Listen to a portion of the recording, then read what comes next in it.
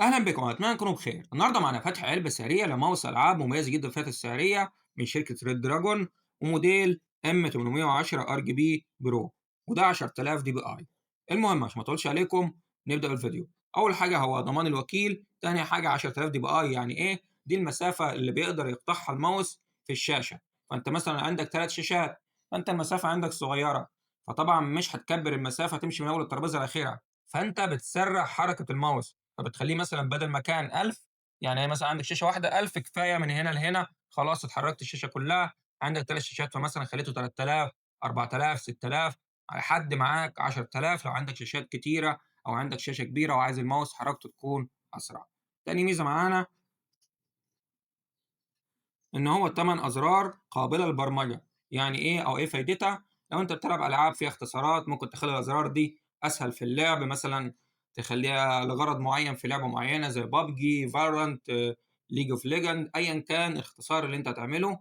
ت أو مثلًا بتعمل edit، يعني زي أنا باعمل مونتاج، محتاج مثلًا أقطع أو أعمل نسخ أو أفصل صوت عن صورة أو أعمل لصق والحاجات اللي زي دي، فمحتاج مثلًا أزرار بدل ما أنت تكون شغّال كل حاجة على الكيبورد، ممكن تشتغل شوية برضه على الماوس وتكون مثلًا شغلك أسرع. يعني أنا كل شوية بامشي في المقطع ويعني أقطع حتّة في الفيديو، بدل ما كل شوية تضغط في الكيبورد وتفصل وكذا، ممكن تضغط في الماوس مثلًا هنا الكليك ده خلاص يعمل قطع، الكليك اللي جنبه يعمل إيه، لصق، بتبقى أسرع معاك شوية.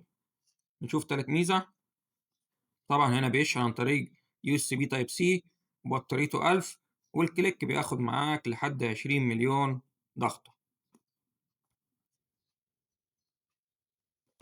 آسف أنا باتكلم بسرعة وملخبط، بس أنا عشان باحاول ما أطوّلش عليكم في وقت الفيديو. هو في تراب شكله مركون في مخازن أمازون.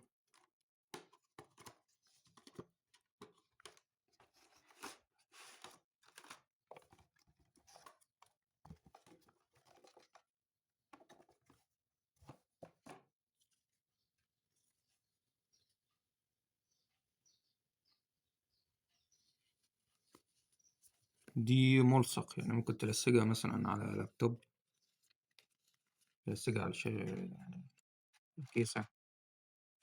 ده الماوس، ده الكيبل بتاع الشحن، ممكن تلعب برضه وهو راكب. يعني أنت ممكن مثلًا يعني اللاب مش يعني مثلًا الماوس مش مشحون، فأنت محتاج تستخدمه مش لسه هتشحن، فأنت بتركّب مباشرةً وتشتغل بالسلك، والسلك ما شاء الله خامته كويسة يعني مضفّر. مش عارف باين والّا لأ، بس اللي هو إيه، يعني خامته محترمة جدًا. ده الماوس، دي تعتبر زي السيليكون أو rubber، يعني هُم زي المطاط كده أو سيليكون. وهنا برضه في نقوشات، وهنا برضه، وهنا في أهو في زرار. في فرق بين الزرار وده، وده بُص ده ناعم وده خشن عشان تفرّق بين الاتنين، أنت ضاغط على أنهي. وده زرار اللي هو إيه، triple click، أو مثلًا أنت triple shot، أو مش يعني بُص هي بمعنى أصح إن أنت لمّا بتلعب مثلًا لعبة فيها ألعاب بتلاقي مثلًا السلاح بيضرب طلقة، طلقة، هنا يخلّي لك يضرب 3 طلقات. يعني مثلًا أنت لو بتلعب Valorant في أسلحة ب بتضرب معاك مثلًا طلقة، طلقة، طلقة، طلقة، طلقة، فده يخلّيك يضرب 3. مثلًا لو أنت بتلعب بسلاح أوتو فمش حابب تضرب على الفاضي ومليان تضرب 3، 3، هتضغط هنا هتلاقيه ضرب 3. وخصوصًا المسدسات، يعني أنا لمّا بالعب بمسدس باحتاج أضغط كتير هنا لأنه بيضرب ضربة، ضربة، إنما هنا اضغط 3، 3، فأنت هتموّت الخصم بشكل أسرع. طبعًا دي أزرار برضه قابلة للتحكم، بحيث ممكن تخلّيها تتحكم في الDPI، تتحكم في البروفايل، تتحكم في الألوان. طبعًا هو RGB بالكامل فتقدر برضه إيه، يعني بيكون في ألوان. هنا في 3 أوضاع للزرار on off echo. ده echo غالبًا عشان توفّر في البطارية، وده on. الon بينوّره لك كلّه،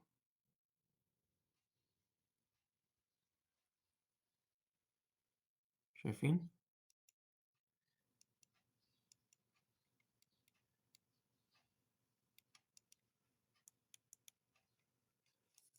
الإيكو غالبًا هيوفّر في الإضاءة عشان ما يفصلش بسرعة من البطارية.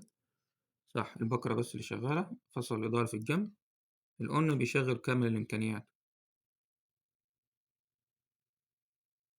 مش عارف إيه دي،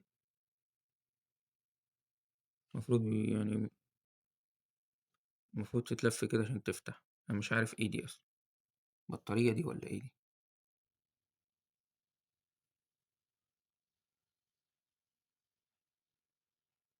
ده الموديل والشحن والسيريال، وده المود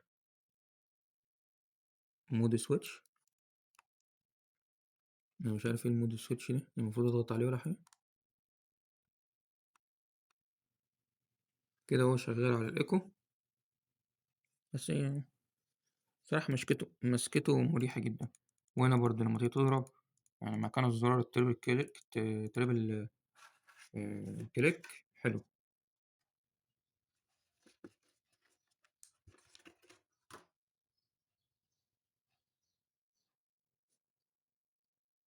ده الدونجل أو الreceiver.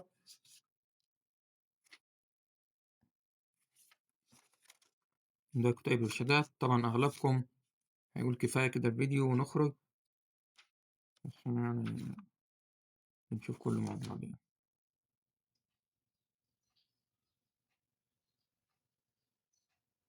working mode button used to switch among of two working modes. يعني رقم 10 ده بيتداس عليه، يعني ده المفروض بيتداس عليه. بيتداس تصدق؟ كده نورت. أنا معرفش. ماشي. دي باقي الأرقام. الDPI رقم 7 و8.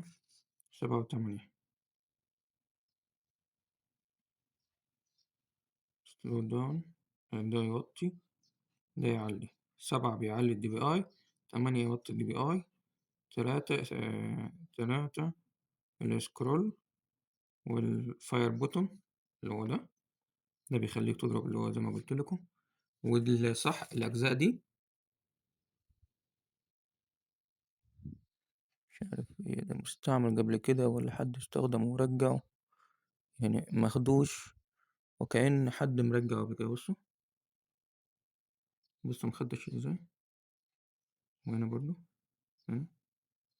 كأن حد استعمله فترة ورجعه وهم قفلوه.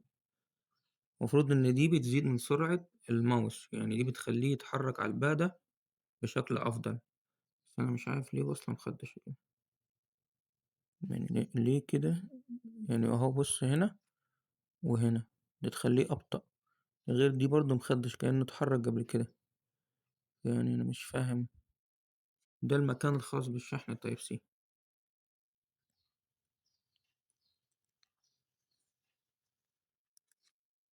هو كده على ايكو.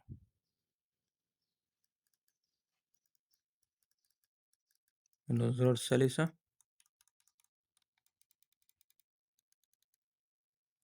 احنا هنجربها على البادئ بصراحة، لو أثرت معايا هرجعها. دي بلاستيكاية. دي بلاستيكاية سوري، احنا شلناها. الدنيا سليمة. يعني دي بلاستيكاية من برا،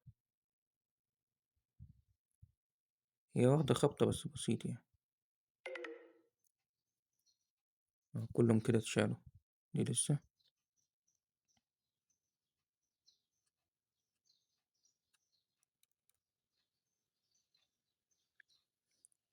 ما علينا. ده فتح علبة بطيء مش سريع طبعا. دي محتويات العلبة. ده الماوس، مش عارف دي أنا المفروض أفتحها لكم، بس هي تقيلة خالص، أنا مش عارف إيه دي أصلا. يعني كاتبين كتيب طيب.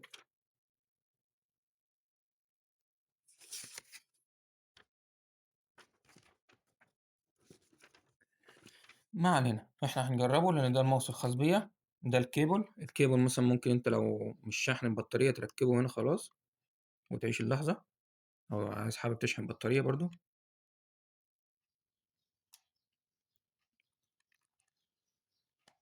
بس كده ركب وتعيش اللحظة. أهو الكابل ما شاء الله يعني قوي. إيه ده، كابل قوي يعني لاسق قوي مش هيتهز مع اللاب ولا حاجة، كمان طوله محترم، بس أنا طبعًا أنا جايبه عشان بقى يعني هنشحنه وبعد كده نلعب بيه على طول، ودي الدونجل وبس كده. المهم ده فتح علبة، أتمنى الفيديو يكون عجبكم، ولو حد مضايقه سؤال يفضل في التعليقات، وانتظرونا في الفيديوهات القادمة. سلام.